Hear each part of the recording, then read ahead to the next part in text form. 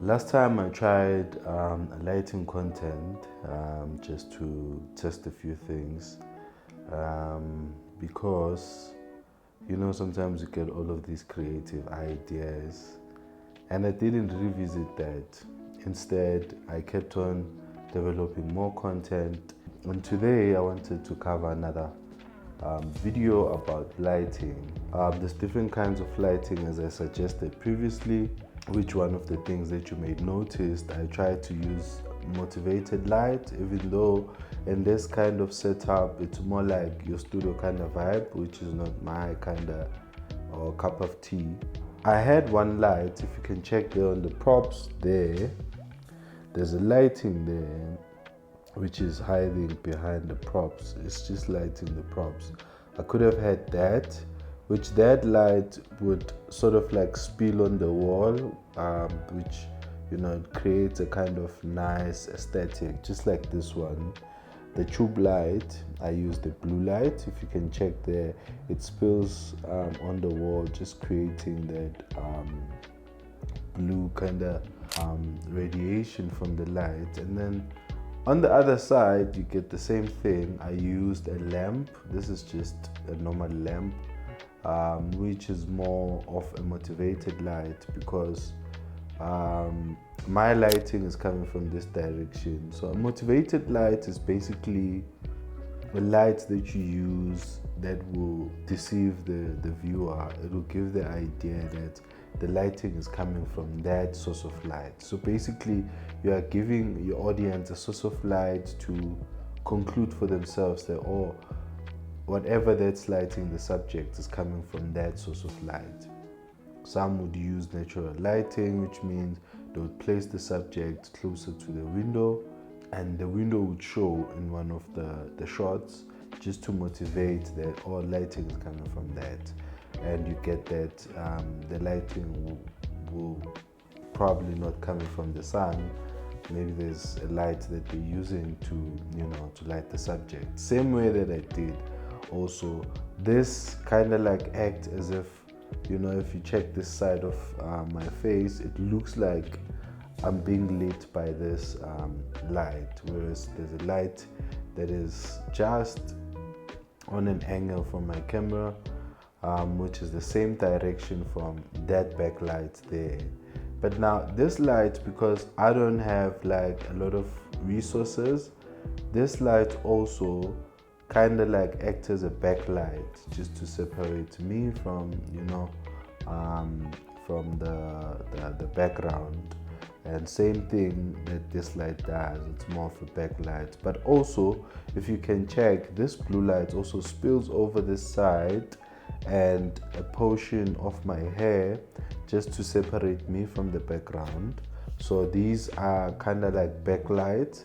And then the other lights, like the small lights there, it's just to create the depth, lighting the props to show that there are props at the back and then there's a subject at the front. If you check here, there's a lighting that goes over the edge of my body, and then that gives the idea that I'm not basically one with the background. Others would even light the background itself, which in my case, that light also spills over the background, right? So which means it lights the background, it lights me as well because it's closer to the wall, and then I have my source of light here. I'm just gonna try and create a scenario maybe where you see the table there. I'm gonna try to bring the table just here on the front, right closer to my camera, just in the middle, to create like a situation where I am, doing kind of work, and there will be the lamp.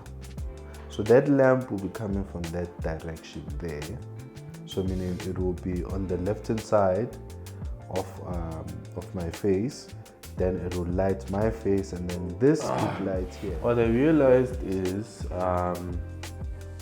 when I put in this light, it's kind of like very harsh. So what I want to do then is at least diffuse this light a bit, because if you can see, there's a lot of orange color coming from this light, because if you check, this is very like bright orange. So it also bounced back because I've got a white table, but I think like it creates a lot of highlights.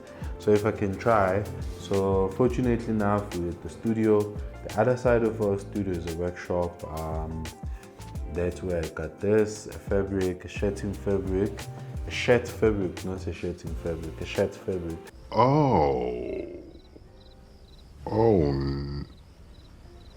No. So I want to try and use this and see how it can look. This is DIY, guys, so it doesn't really have a lot of, it doesn't have to be fancy. Because it's a DIY. I'm at the studio, I've got the tools, I don't have time, the battery is about to die. So least I can do is to get this thing the way I want it.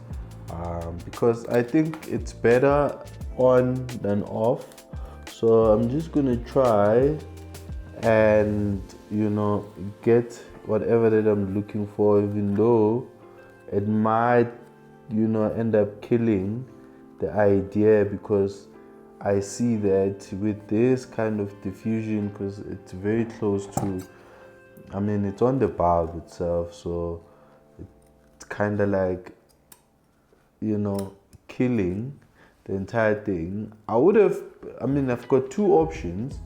I can like go with the idea of putting the cloth on the rim of the lamp, because already the light is facing that direction, but I just didn't want to risk that. I just wanted to try this one out, because what's nice is you can still get the yellow kind of tone, even though it's not spilling all over like it was doing previously. I'm sure you can see the difference, this versus that.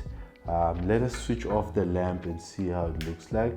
So as I said before, motivated light. Yes, I've got this light which is lighting me, but there's actually a key light that is right above my lamp. So it's more like in an angle for my camera, so it's just above there. That's the key light, because it's lighting this direction. This kind of side must have the shadows. Let me put on my lamp.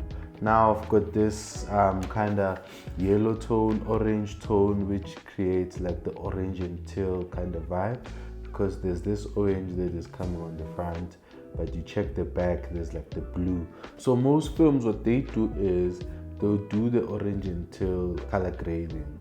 Some of you are filmmakers might be aware of this. So the orange and teal, basically it's a cinematic color grading. Most movies use that. It creates like a nice contrast. Most subjects, they have like brown orange skins, and the background would mostly be darker. So most movies were going with that, which most filmmakers are kind of adopting that because of the cinematic look.